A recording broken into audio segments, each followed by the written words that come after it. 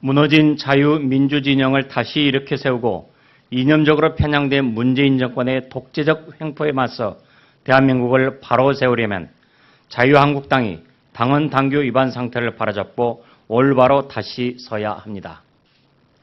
첫째, 자유한국당 선출직 최고위원회 정수는 5명이지만 현재 여성을 포함해 3명이 공석으로 이는 당헌 위반입니다.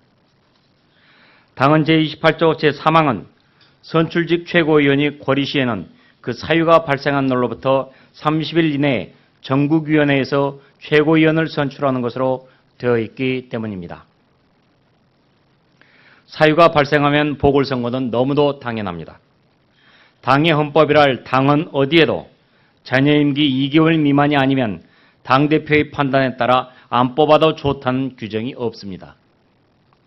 현재 당무 전반에 관한 심의 의결기관인 최고위원회는 결혼으로 인한 흠결은 물론 홍준표 대표의 정기적인 개회조차 이루어지지 않아 그 기능이 상실된 빈사 상태가 되고 말았습니다. 결혼에다 언제 열릴지도 모르는 현재의 깜깜이 최고위원회의를 홍 대표는 즉시 정상 상태로 복구해 야당의 주요 기능을 회복시켜야 합니다.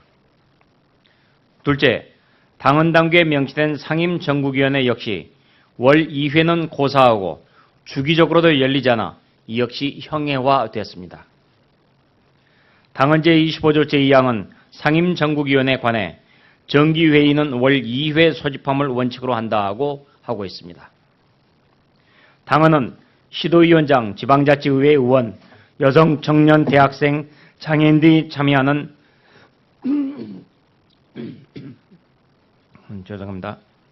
당헌은 시도위원장, 지방자치의회 의원, 여성, 청년, 대학생, 장애인 등이 참여하는 상임정국위원회가 당헌 당규의 유권 해석이나 최고위원회의 결정이 당헌 당규에 위배되거나 현저하게 부당하다고 판단된 사항에 대한 시정 요구를 할 수 있도록 하는 등 당대표의 전횡을 견제할 수 있는 기능을 할 수 있게 하고 있습니다.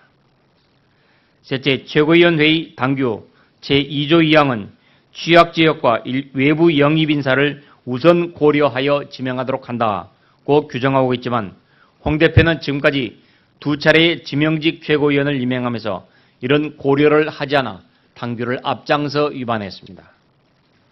넷째, 지금껏 열리다가 홍 대표 취임 후 사라진 최고중진연석회의 개최 요구에 대해 홍 대표는 당헌 당규 근거가 없다고 변명하고 있는데 이 역시 당의 오랜 관습을 자신의 편의에 따라 묵살한 것입니다.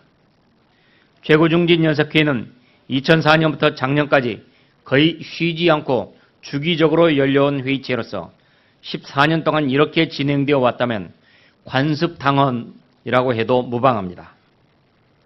홍 대표는 최고중진연석회의가 명문화된 근거가 없다고 말하지만 사무처 당규 제5조 제6항은 기획조정국 업무로서 최고위원 중진위원 연석 간담회 지원을 명시하고 있습니다. 자유한국당은 야당입니다. 최고위원회의나 최고중진연석회의 등 당의 여러 기구는 당내 문제의 결정도 중요하지만 대여 공격의 포문을 여는 최전선 회의체로서도 중요한 역할을 합니다. 홍 대표는 형용화된 당의 주요 기구들의 기능을 원상복구해 야당으로서의 대여 견제 기능을 살리고 자유한국당도 살려내야 합니다. 자유한국당의 현재의 저조한 지지율에는 홍 대표 자신의 언행에서도 기난받아 적지 않다는 점을 홍 대표도 잘 알 것입니다.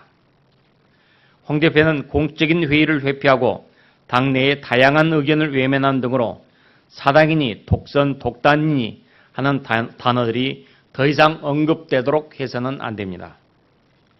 지방선거가 코앞입니다. 한마디를 둘러싼 예측 불가의 안보 위협 속에서 자유한국당은 역사적인 막중한 책임감으로 다시 일어서야 합니다.